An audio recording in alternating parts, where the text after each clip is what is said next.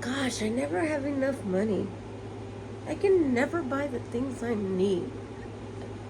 It's like the rich just keep getting richer and we just keep getting poorer. And everything I do, it's like I'm running in circles trying to catch up with my payments and I can't afford a damn thing. Well, today we're going to talk about savings and how we're supposed to feel with money. So, welcome back to the Dinky Show. If you're new to my channel, I talk about everything. And right now we are learning finance. I am learning myself financial literacy, and I'm trying to teach myself how to be financial literacy. Me and my husband have been doing the work together. We just did our little budget planning, and boy was it stressful. When they say couples fight the most when they're talking about money, that is so far from the truth. But are you a spender? That's what we're going to talk about today. But before we continue to get started, don't forget that you guys can subscribe to my channel here on Facebook. It not only helps out my channel, but it also helps keep this conversation going. If you guys want to continue to learn right along with me, well then you guys already know what to do. And you also can give me stars. It not only helps, but it keeps the conversation, keep it going. At the same time, do you guys put more money out, or do you put more money in your pocket? Or are you the type of person, like I just mentioned, that doesn't know how to save, that always complains about finance? I don't have enough money. My job doesn't pay me enough to save. How am I supposed to save and do all these things? And the rich just keep getting richer. I feel like they just get richer and they eat everything. They get tax breaks, they get this, they get that. Why are they getting wealthy and blah, blah, blah? They should help out the poor. Do you ever feel like that? Just like you're just running a rat race and you can't finish? You don't even see the finish line? You think that working overtime or getting a few $100s or winning the lotto is going to save your life? The answer, believe it or not, is no. A lot of people that win the lottery, believe it or not, if I did my research, end up going right back to being broke. Because there's something that we must understand first, is money and how much we are using it for, and what we're using it for, and what is coming out. If you're not saving money in any type of way because you feel like you can't afford to save money, you're constantly like, I only have $1 and I can't even afford to keep money in my pockets, then you're going to lose.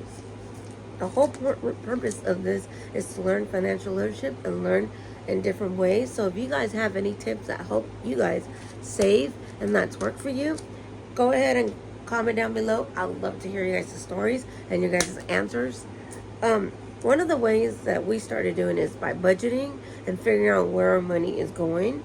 So the first thing is you got to learn where you throw your money away. If it's in a need or a want, are you just tossing your money to the wrong people, or you're not giving yourself enough money to keep for yourself? The problem in today's society is we see a $20 bill, we're like, ooh, I have extra cash. I can go out to eat today. But we gotta face it, in today's society, eating out is more expensive. So I'll give you guys a perfect example. You want to buy a pizza. You want to buy 2 large pizzas. Nowadays, 2 large pizza equivalents to $60 or $45, depending on where you are ordering from. Even Little Caesars now, if you get a hot and ready and you get 2, it's like $37 approximate. I'm just kind of give you guys an approximate. I ordered from this one place. I really like them. They're called not Five Guys, but they're called the Pizza Guys, and I love their pizzas, and their pizzas are great. And sometimes they give great offers, but it's still expensive. It's like $65 to get 2 large pizzas, and I get 2 large pizzas because I have 2 grown boys. One's a man and one's my son. And my son does not eat like a little kid. He's a grown man. He's 17 and he eats 7 to 6 slices on his own. And my husband eats 7 to 6 slices on his own. I only eat like 2, 3 slices and I'm done for the whole entire night. I'm good, I'm full. So I started buying pizzas at my work. It was $4.97 just to buy regular great value pizza that's not only good, it actually tastes good. So I was like, why not? It just takes a few moments, put it in the oven. But we get this mindset of this lazy mindset of, I gotta put it in the oven. And then I gotta put it in the oven and make it, turn it on and make it work. And then our brain starts to think, great. So we start to think, nah, it's just quicker and easier if I go and afford it somewhere and just pay for it. Right? Because we're too lazy. So we got to start training our brains to stop thinking lazy and start thinking, how can I afford it? Or how can I make money work for me? Because right now, this is my boss. And if I go like this and start doing this and start throwing away my money instead of doing this, and putting it in my savings, it's controlling my life. It's ruining my life. It's telling me how to live my life, and I don't want that. I want to be able to tell it how I want to live my life. That's why financial leadership, I think it's important in school. So give me a smash or a like button if you agree that financial leadership should be taught in schools in all grades.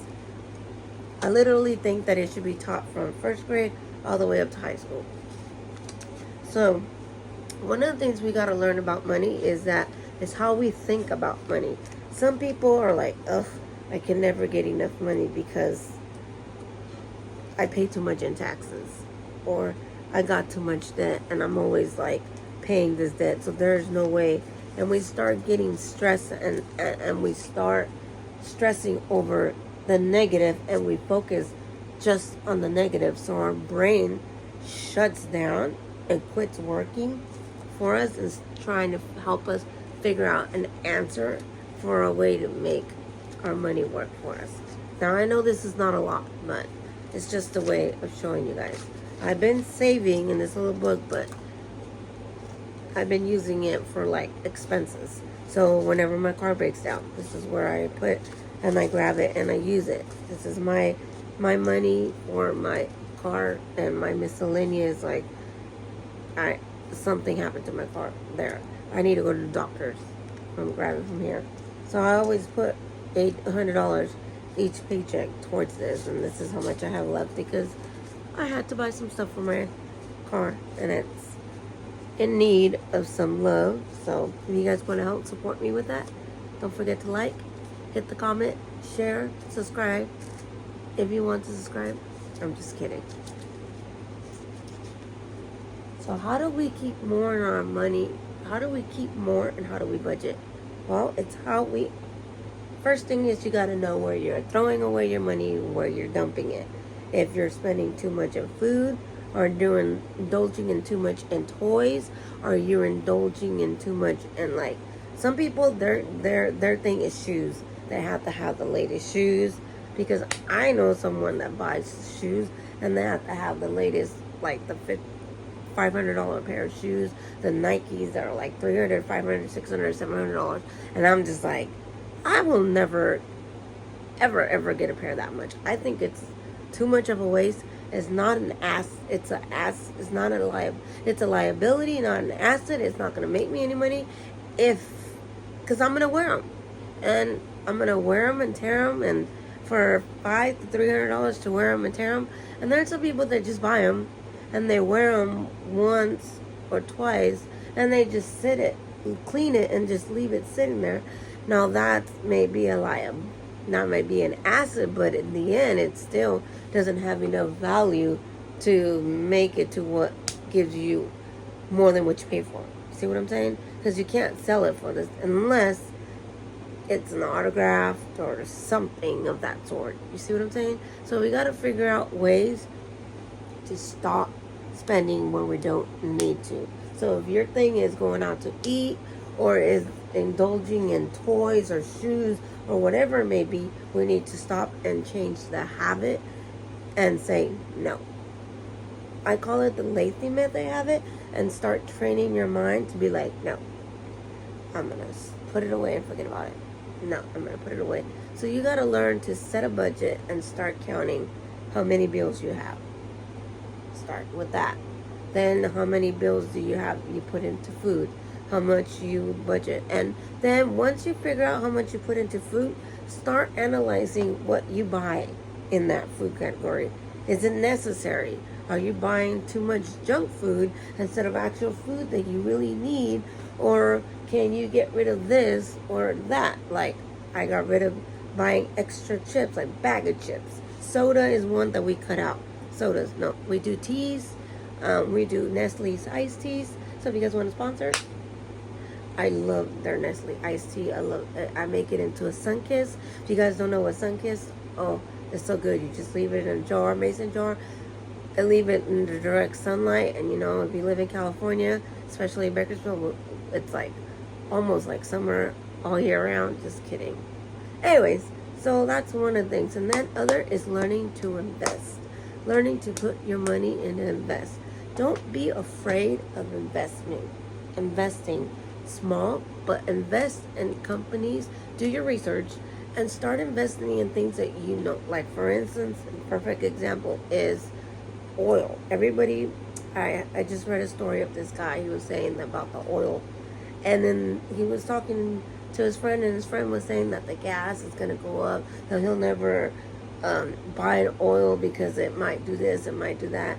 But he invested in this little oil company that hit gold, that found oil, and they started, and it made him in 3 months, he only paid 16 cents to $1, he said, and within 3 months it was triple that, and he was almost a millionaire. It was just like day and night. It's like 6 months or 6 period month it took off. So it's just learning to invest in little, like right now AI companies are very like crucial. They're saying invest. That's perfectly fine. Streaming services like Pandora, when it first started, the small people that were investing in Pandora, when it boomed. So that's how you know, it's learning and teaching yourself an investments and willing to take the risk. That's how you learn. Don't be afraid of losing. People are afraid of losing money all the time, but you are already losing money. Why? Because you're throwing your money away. Anyways, you're losing thousands and thousands of dollars and you're throwing it away, but it doesn't feel the same because you just don't physically see it. You're just like, where did it go? So you have to remind yourself, oh my God, I didn't realize that. Lastly, it's not just about, it's learning where to save your money. Make it a habit of at least either making it an envelope challenge. Like I said, envelopes doesn't work for me, so I use this method. I put it in here. I did do the envelope for a while, and I am doing it. It's just that I started doing it this way, so I put everything in here. So every paycheck I get $100, and I get it into one categories, and I put 1, 2, 3, and I just start like that. But you have to learn how to save and set a goal.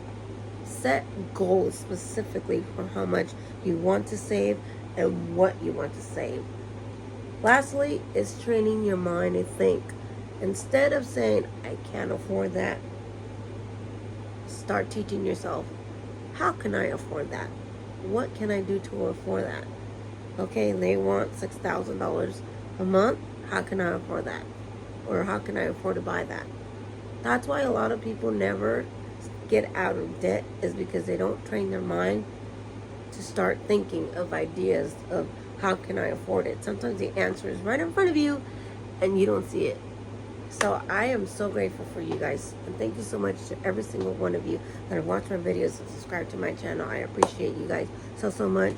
And remember, the best investment is investing in yourself and your family. That's why it's called financial literacy, is learning, because you're not only leaving a legacy for your children or for your grandchildren, you're teaching them valuable skills that not only get them out of that hole that everybody in society is living in, is not only going to help you stay out of that hole. Because my goal is eventually to retire early, where I don't have to work as much. I can just focus on photography and just do photography all day and still make money, like without having to physically be somewhere and drain my whole You know, because I love photography. And if you guys need a local photographer in Bakersfield, California, don't forget to hit me up. And it's just something that I love to do.